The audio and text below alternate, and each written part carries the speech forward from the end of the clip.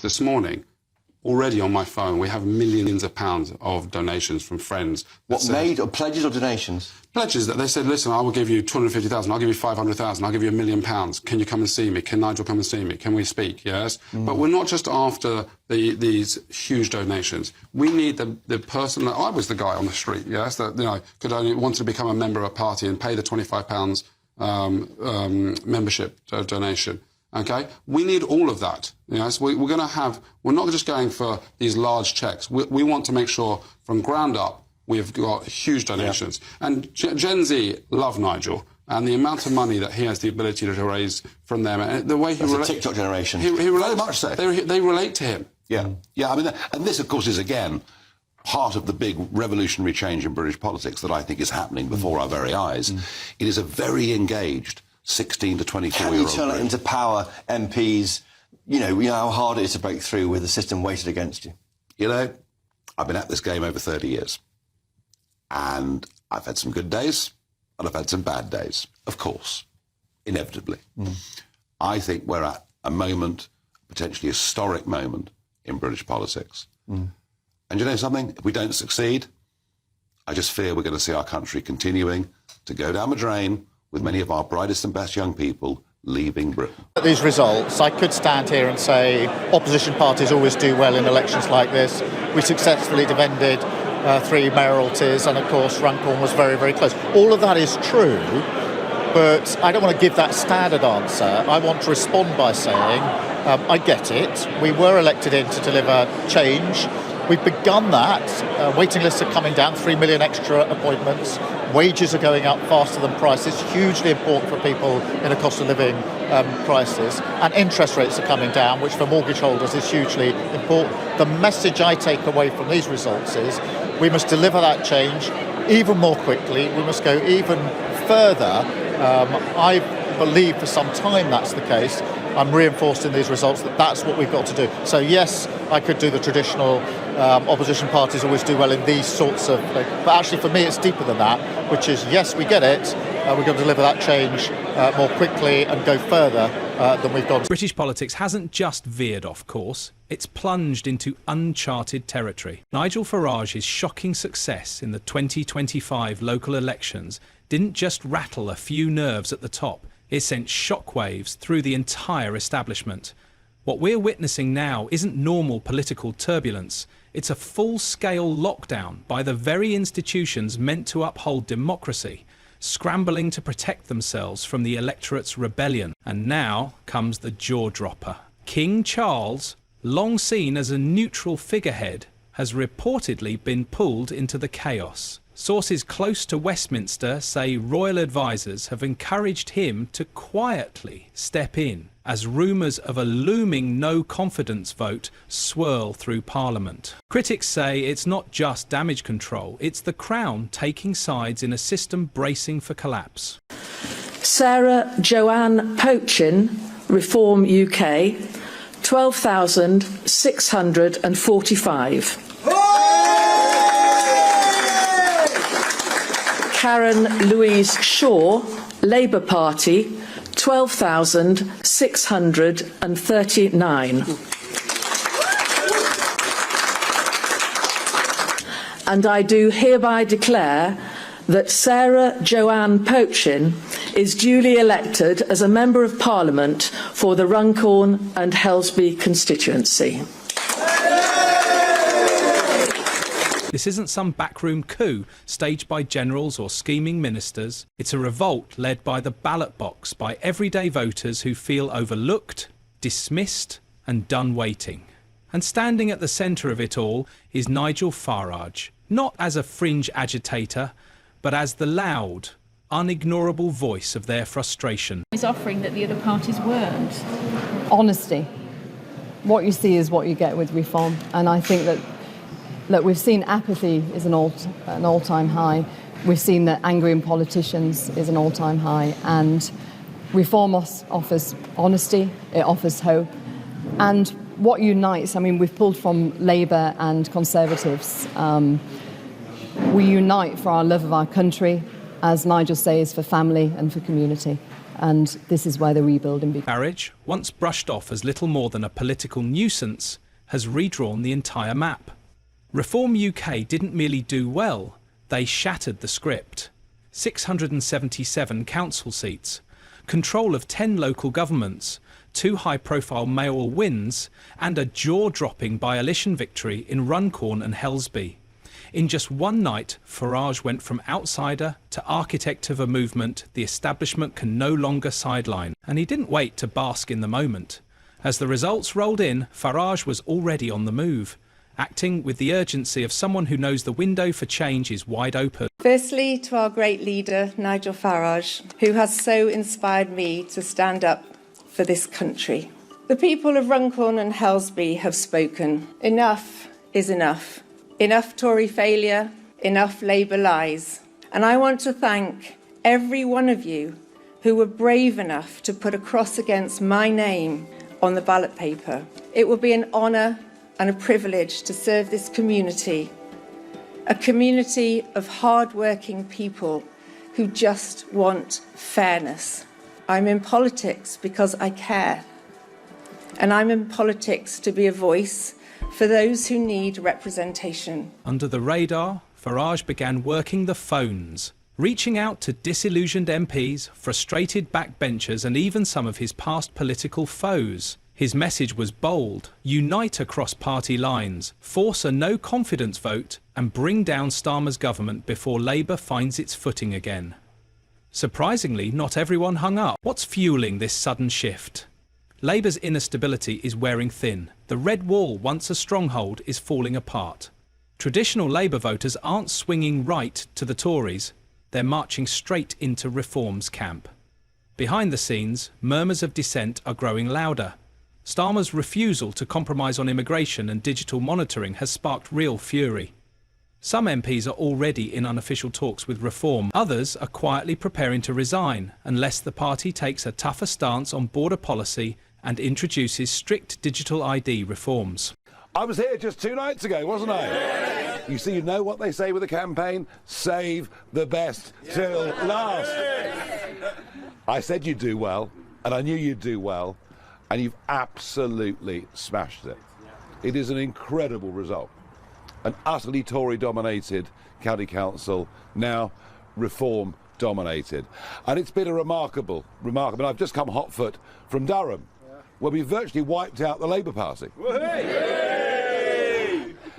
And we've had some amazing wins, not least of which, of course, a very, very tense night through till 6 o'clock this morning, when Sarah Pochin finally won the Runcorn and Helsby by-election.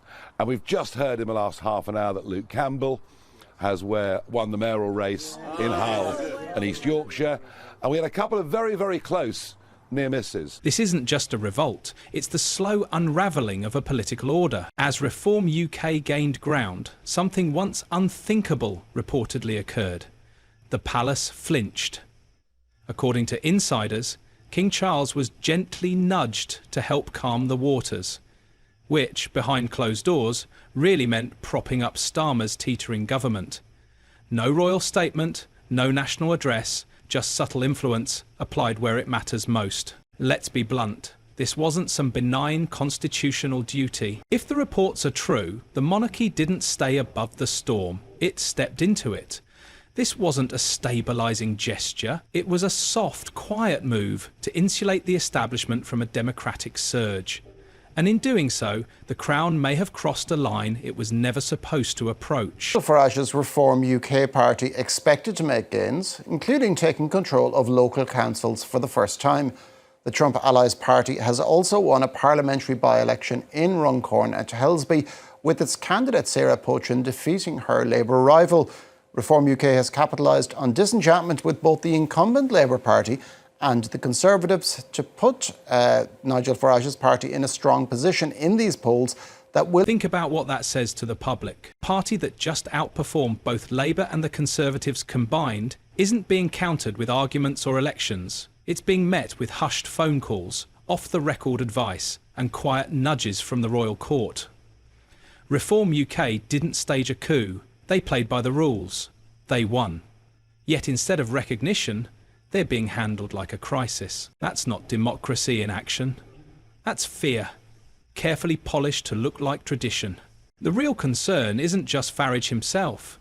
It's the wave of worn-down voters standing behind him. People who watch their high streets empty, their hospitals overstretched, and their voices drowned out by politicians who promised change but delivered nothing. These voters aren't radicals, they're tired. And finally someone came along who said what they were thinking, without blinking, backtracking or bowing to media pressure. Because a lot of your own campaigners, some of your own MPs, voters in these areas, say what has done it for you in Runcorn and what has meant reform have chased you very close elsewhere is things like the benefit changes, is things like winter fuel allowance. Do you get the impact that those policy changes are having, and are you looking again at them now?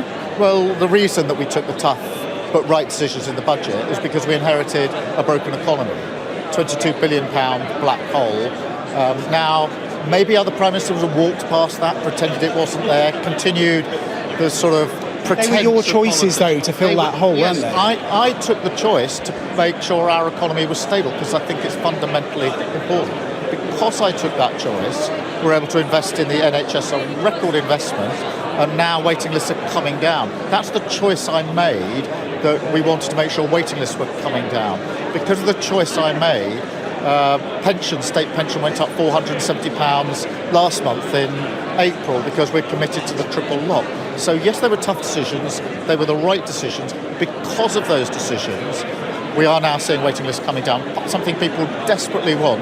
Because of that, pensioners are now £470 up as of last month. These are really important changes we brought about, but yes, they're political choices. Just finally, is the message basic? Farage isn't just echoing public frustration, he's turning it into a weapon. And that's what truly unsettles the establishment. He doesn't rely on carefully crafted sound bites or play nice with media gatekeepers. He talks like someone who's lived through the mess, who's sat in traffic on crumbling roads, seen shop fronts boarded up, and struggled to book a GP appointment for their kid.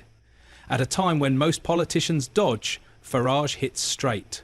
Even when it's uncomfortable. So how does the system respond? Not by tackling the issues people care about, immigration, housing, NHS overload or cultural shifts, but by circling the wagons. The press is mobilised to discredit, Parliament drags its feet, and, if reports are accurate, the monarchy is nudged to step in and apply restraint. We've seen this playbook before. During Brexit, the people's vote was framed as ignorance. When Boris rattled the establishment, scandal became the weapon of choice. Now it's Farage under fire. But the pushback this time is slicker, broader and more calculated, because this moment feels different. Voters aren't just frustrated, they're energised. They're not just angry, they're organised. And more than ever, they believe they have the numbers to change everything. That's why the system isn't just pushing back, it's trying to seal the exits. Crucially, the things that switched a lot of old Labour voters to us in this constituency, number one, working people. They have alarms that go off in the morning, they cross the bridge and work in Merseyside.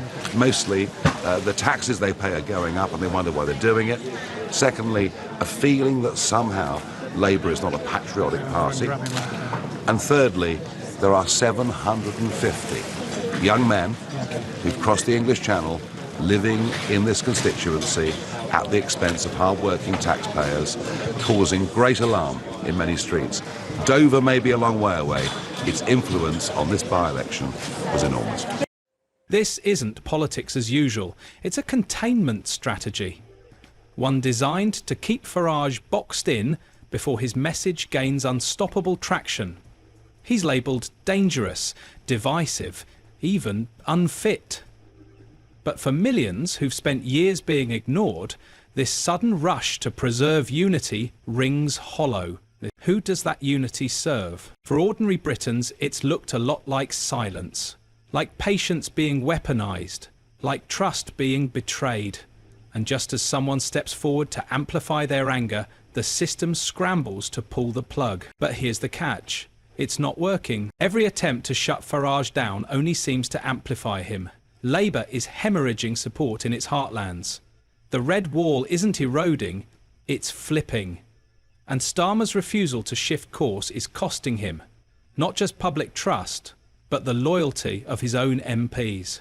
Behind closed doors, some are already in talks with Reform, and while party leadership pretends otherwise, defections now feel inevitable. The pressure is boiling over. A growing faction within Labour is issuing demands: enforce stricter immigration laws and introduce digital ID cards, or face mass resignations. For a party built on unity, this is shaping up to be a civil war in slow motion. Reform UK is no longer a disruptor. It's becoming a political refuge for the disillusioned. And Farage? He's not idling. He's forging alliances, reshaping the national conversation, and, most critically, winning. Not by over-promising, but by naming problems the mainstream keeps ducking. What's unfolding isn't a populist blip. It's the return of political voice to those told they didn't count. The ignored are now the engine of change. But here's the part you control: keeping that momentum alive. If this breakdown helped you understand what's really going on, support the signal. Like, subscribe, and hit that notification bell, because the next chapter in this political shift could be even bigger. Stay tuned. This story's only getting started.